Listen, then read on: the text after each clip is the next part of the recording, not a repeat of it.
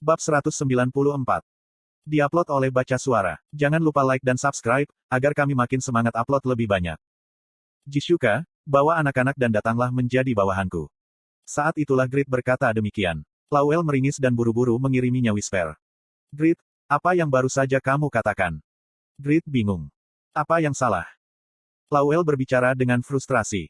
Cara bicaramu salah. Lawel tahu jika sedekah guild adalah guild bergengsi yang ada sejak zaman LTS.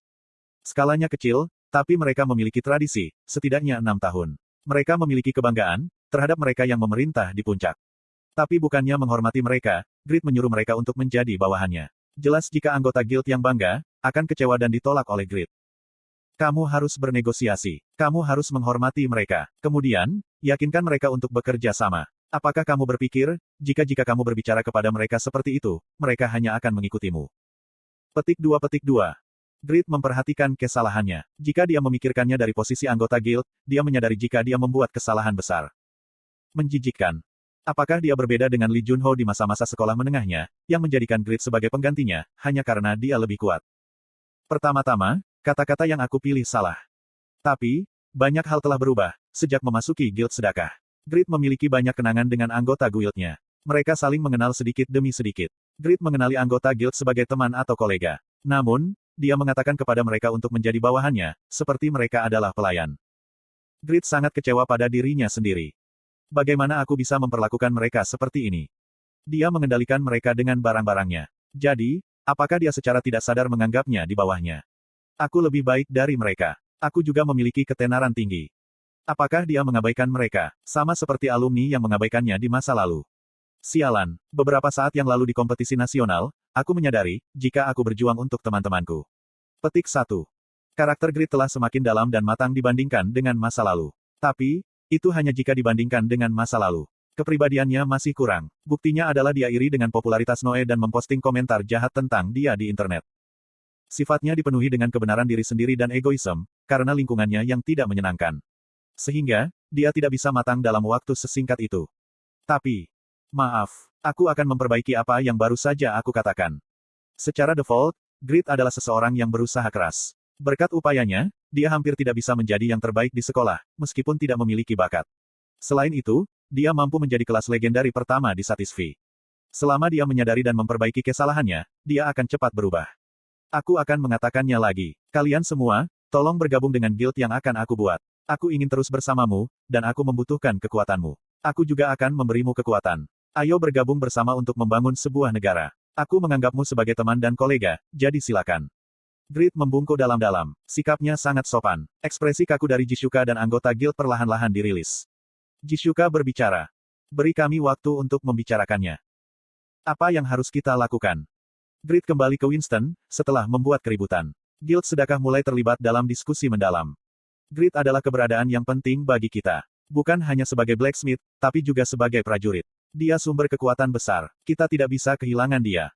Aku setuju dengan bagian itu, tapi bisakah Grid menjadi pemimpin guild? Dibutuhkan kepemimpinan untuk memimpin suatu organisasi. Untuk mengerahkan kepemimpinan, mereka membutuhkan karisma, untuk memaksa orang atau untuk membuat orang setia kepada mereka. Tapi, kemampuan itu bukanlah sesuatu yang bisa dimiliki siapapun. Mengapa guild sedekah beroperasi dalam skala kecil? Ada banyak alasan, tapi yang penting adalah jika tidak ada pemimpin di guild. Mereka yang bertindak untuk naik ke atas, memiliki kecenderungan individualistis yang kuat.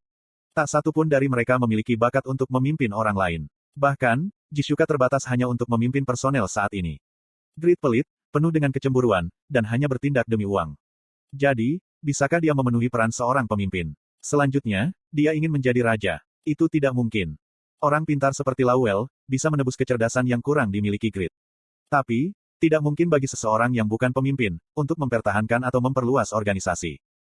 Itu benar. Jika Grid membuat guild, tidakkah itu akan segera runtuh? Pemimpin yang kompeten dari guild kecil, lebih baik daripada guild besar yang tidak kompeten. Semua orang berpikir begitu. Mereka menilai itu hanya mimpi sia-sia Grid. Tapi, orang yang tidak terduga datang dengan pendapat yang berbeda. Grid adalah pemimpin alami. Apa ini omong kosong? Mata semua orang terfokus pada satu orang. Orang yang menerima minat mereka. Itu adalah Toban. Dia adalah kepala staf guild sedekah, yang menjadi budak Grid di masa lalu. Pada suatu waktu, dia enggan tentang Grid. Tapi sekarang, dia lebih menghargai Grid daripada orang lain. Apa yang dibutuhkan untuk menjadi pemimpin? Bukankah itu untuk menyatukan dan memimpin organisasi, dan pada akhirnya mengembangkan organisasi? Pikirkan tentang itu. Grid memiliki kekuatan yang dapat menggantikan kepemimpinan. Bas-bas. Anggota guild mulai bergumam. Kekuatan yang bisa menggantikan kepemimpinan. Apa itu? Aku tidak bisa mengetahuinya. Toban memberi petunjuk kepada anggota guild yang tidak bisa mengerti. Jangan mengabaikan fakta, jika satisfi adalah permainan. Ah. Jishuka dan Pon memperhatikan sebelum orang lain. Mereka berteriak pada saat bersamaan. Item. Toban puas. Itu benar. Ketika orang bermain game, mereka memiliki satu keinginan dasar. Dan Grid dapat memenuhi kebutuhan itu. Selama dia membuat item untuk anggota guild, mereka tidak akan pernah mengkhianatinya. Dan Grid akan berevolusi, saat mencoba melakukan yang terbaik untuk guild. Alasan utama mengapa guild sedekah enggan kehilangan Grid adalah, karena kemampuannya untuk membuat item. Benar sekali. Setidaknya di satisfi, Grid sepenuhnya memenuhi syarat untuk menjadi seorang pemimpin. Jika Grid menghasilkan item untuk anggota guild, dengan pencapaian tinggi sebagai hadiah. Anggota guild tidak akan ingin meninggalkan Grid selamanya. Pada saat yang sama, mereka secara bertahap akan menjadi elit. Sama seperti kita. Pertama, orang pintar seperti Lowell tidak akan membuat Grid menjadi raja, jika dia tidak punya alasan. Lowell jelas berencana, untuk membina guild terkuat melalui Grid. Guild akan menjadi sangat kuat melalui item. Beruntungnya, Grid memiliki Lowell. Itu adalah kata-kata Jishuka. Dia melanjutkan. Berkat Lowell, Grid akan dapat memerintah di puncak. Saat ini, Pakmas Descendants adalah kelas terkuat yang ada. Tapi, ada total 9 kelas legendari di satisfi. Sebagai blacksmith, Pakmas Descendants relatif lemah dalam pertempuran, dibandingkan dengan kelas legendari lainnya. Jika Grid terus memainkan permainan secara individual, pada akhirnya akan tiba suatu hari, ketika dia tidak bisa melampaui batas ini, dan harus mengakui posisi yang terbaik untuk orang lain. Tapi ceritanya akan berubah, jika dia memiliki guild terkuat. Guild terkuat yang hanya bisa dibuat oleh Grid. Kekuatan ini akan membuat Grid berkuasa di atas. Kenapa kita tidak pergi di bawah Grid? Bagaimanapun juga, kita telah mencapai batasan untuk memperluas kekuatan kita. Slot iklan. Kamu bisa pasang iklanmu di sini. Aku juga berpikir begitu. Aku tidak ingin menonton guild Sibal atau Chris perlahan menelan benua ini. Tentu saja, tidak seperti LTS, ada batas untuk apa yang bisa dilakukan sejumlah kecil orang di satisfi.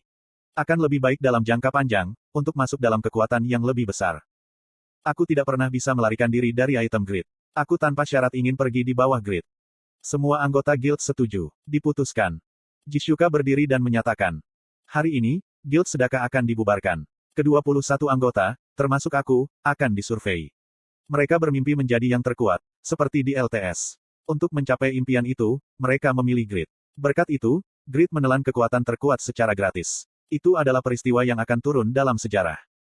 Guild yang mewakili kerajaan immortal sejauh ini adalah Giant Guild. Guild sedekah terkenal dengan sejumlah kecil elitnya. Tapi, itu tidak bisa dibandingkan dengan Giant Guild. Itu karena, Giant Guild memiliki lebih dari 700 orang. Itu adalah level yang bisa berurusan dengan Snake Guild, yang memperluas kekuatannya di kerajaan Haken.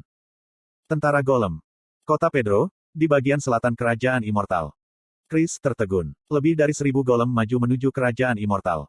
Mage jenis apa yang bisa mengendalikan 1000 golem? Itu tidak mungkin, bahkan jika semua grid mage di benua itu, menggabungkan kekuatan mereka bersama. Bukankah ini konyol? Golem tidak berkeliaran di area tertentu. Sebaliknya, mereka bergerak dengan tujuan yang jelas, sehingga seseorang jelas mengendalikan golem. Salah satu dari 7 kapten, Zirkan, merespons Chris dengan mata lebar. Informasi ini pasti. Golem saat ini bergerak maju menuju kerajaan immortal, dan kemungkinan selatan akan menjadi target pertama, berdasarkan jalur pergerakan mereka. Petik 2. Yang lain dari 7 kapten, Aselas, berbicara. Di masa depan, akan ada quest dari Raja Kerajaan Immortal untuk mengalahkan pasukan golem. Chris tersenyum lebar. Ini pertanda baik. Jadi, bagaimana jika lebih dari 1000 golem berkumpul? Mereka hanya masa batu yang lambat.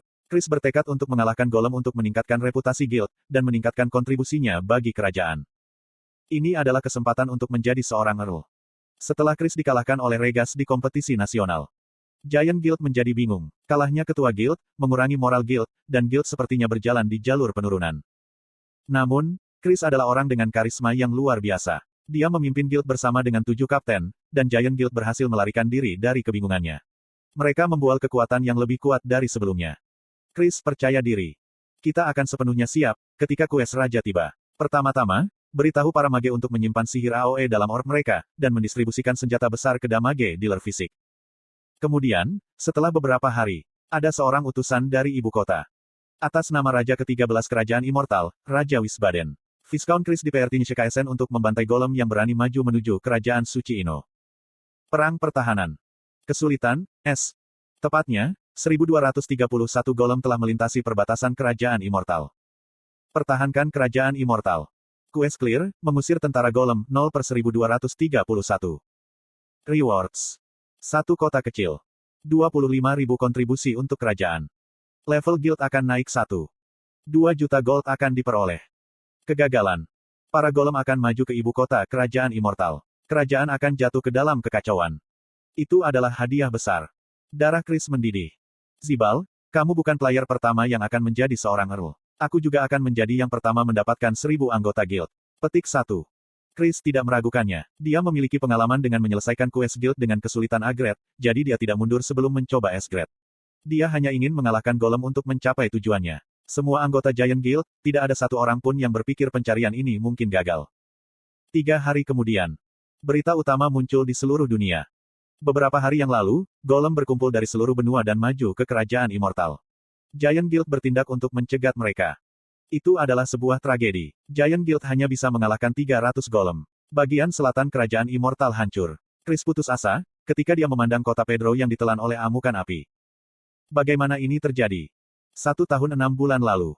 Ketika Chris menjadi Viscount dan mendapatkan Pedro. Itu hanya sebuah desa kecil, ketika dia pertama kali tiba. Dalam 1,5 tahun terakhir, Chris telah mengembangkannya menjadi sebuah kota. Kini, itu hilang dalam sekejap. Semua bangunan runtuh, sementara ribuan NPC berubah menjadi cahaya abu-abu. Kerusakan akan sulit diperbaiki. Chris frustrasi, tapi dia tidak punya pilihan selain menonton, ketika golem maju ke ibu kota.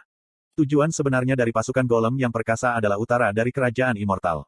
Mereka berencana untuk maju dari selatan ke utara melalui ibu kota. Grid Mage Braham melakukan ini, hanya untuk menarik perhatian Grid.